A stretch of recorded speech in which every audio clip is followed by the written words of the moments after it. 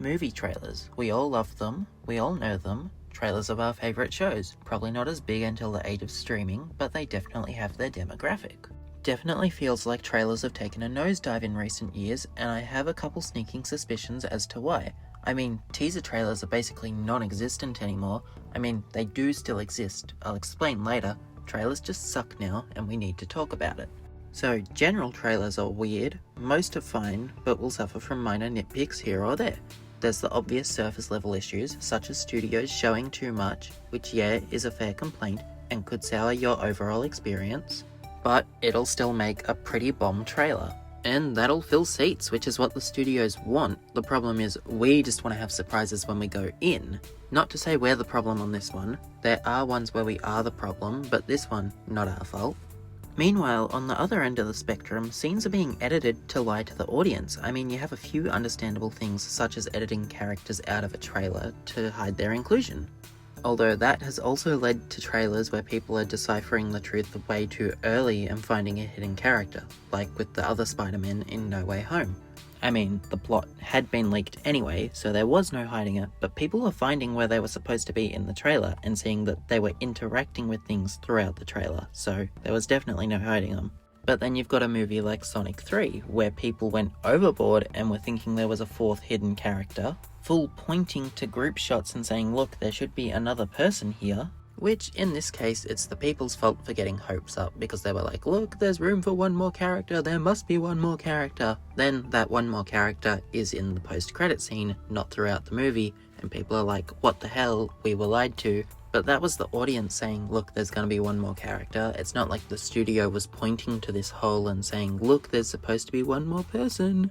But then the case where this is a bad thing, other than when the audience sours their own experience, is when they full edit and leave deleted scenes in to trick the audience. Like with Hulk in Infinity War, he was not in that movie, it's crazy they'd edit him into the trailer. You'll notice a lot of my examples are Marvel, and this is because they produce the most movies out of anyone ever, and they typically do these tactics.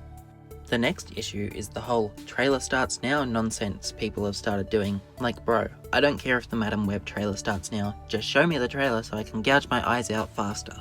Like, I guess if they've set up a live stream and the video's starting, it makes sense to include a little bumper at the start to say that the trailer's starting now. But when you're leaving that in the final upload, it's like, what's the point? Is that extra few seconds gonna make you that extra money? Which I guess if they are getting thousands or millions of views, they are gonna get a lot of money off of a few seconds per person, but still, it just doesn't make sense. Another problem is closer to the release of a movie, because they'll do a final trailer, but a lot of the time, a lot of the clips are recycled. You'll probably get 30 seconds of new content. The problem does usually boil down to TV spots, which I guess you could argue a lot of people may not have seen, but at the same time, a lot of people are probably hyped for a movie and are trying to find trailers, and then they're like, oh look, here's a 10-second thing, and then they watch 10 of these 10-second things, and they've basically got the whole final trailer. So then when they view the final trailer, they're like, that's just the 10 things I watched, plus 30 new seconds. Which a lot of these problems aren't the hugest thing, it's just why do the TV spots in the first place? Why not save this for the final trailer? Or, do TV spots with all existing footage, and then people aren't going to see the new footage that you put in your final trailer.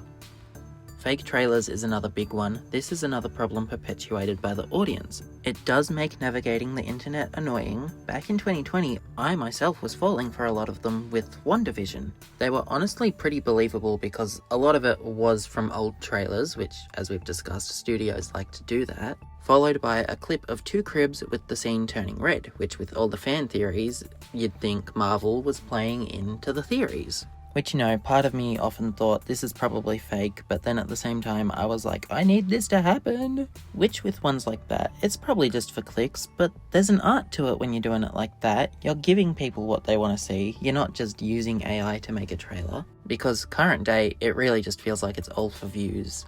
Just a few years ago, some of these fan trailers were impressive, and even though they were probably just for clicks, I was like, wow, this is believable. But now you're just seeing the worst AI slop you've ever seen, and you're like, who would believe this? But with the amount of views these trailers are getting, people probably do believe this.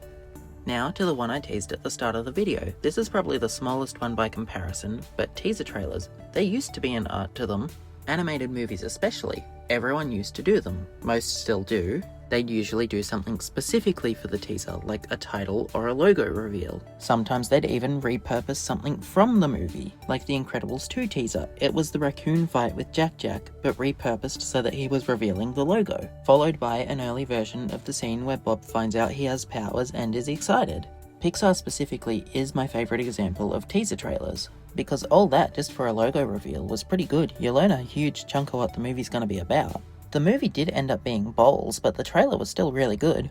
Meanwhile, Toy Story 4 used completely original footage to reveal Forky for their teaser trailer. Unfortunately, the footage shows all the toys jumping in a circle, which a majority of them get sidelined, which maybe isn't a good teaser for the movie if they're not going to be a part of it.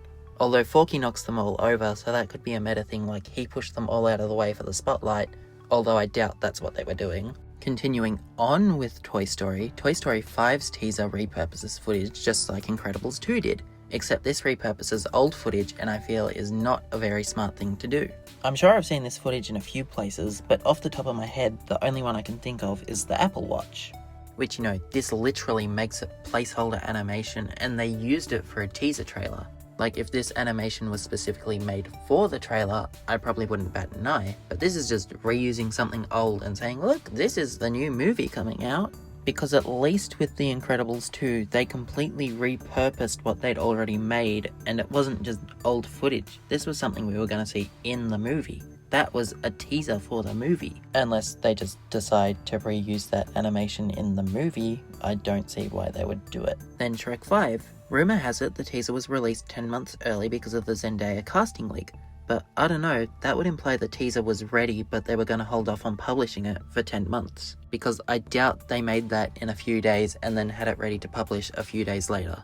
But then at the same time, it doesn't make sense to release a teaser 2 years before the movie's going to come out. The movie was delayed by half a year, so it's possible they were going to do the teaser a year and a half early, and then because of how close the pushback was, they weren't really able to change anything last minute. It's like when a movie gets pushed back like within 6 months of it coming out, the merchandise is still going to release. So huge spoilers from that, obviously. So let's say the teaser was always planned for the time it was going to come out, but then a few months before, movie got pushed back. I don't think they'd be able to move the teaser. I mean, no answer's right, because everything is based off rumours, so...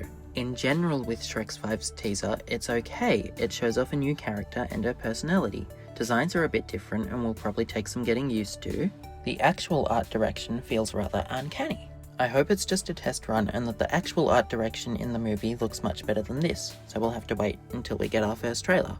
Now those were examples of teaser trailers in general. I gave some good ones and some bad ones. What if I told you some teaser trailers are starting to devolve into just being a first trailer, but still being titled a teaser trailer?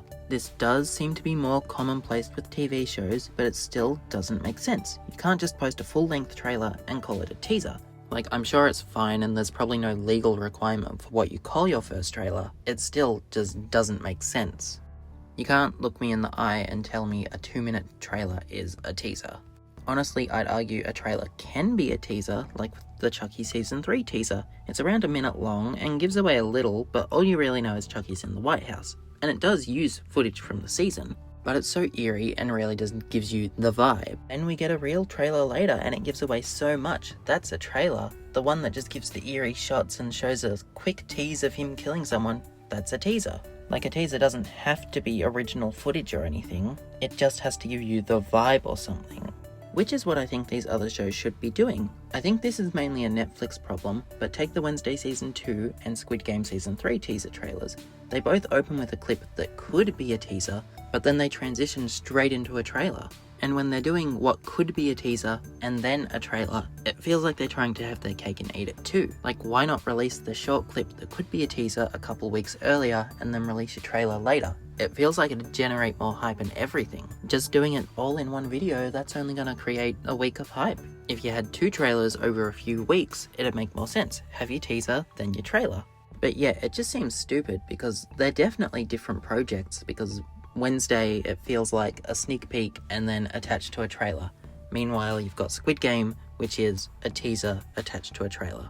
I just don't know why you'd pair them together. So yeah, trailers in general seem to suffer from one of these problems, or there's problems caused by the audience or people making fake trailers. It just makes the internet tricky to navigate. But yeah, sorry for these weird side tangent videos. I know most people would make a second channel for these kinds of videos, but I don't think I'm big enough to do that. But yeah, I know in this video I've kind of blown things out of proportion, but you know, trailers suck now, someone has to say it. Especially this trailer starts now nonsense. Literally everyone I know hates that.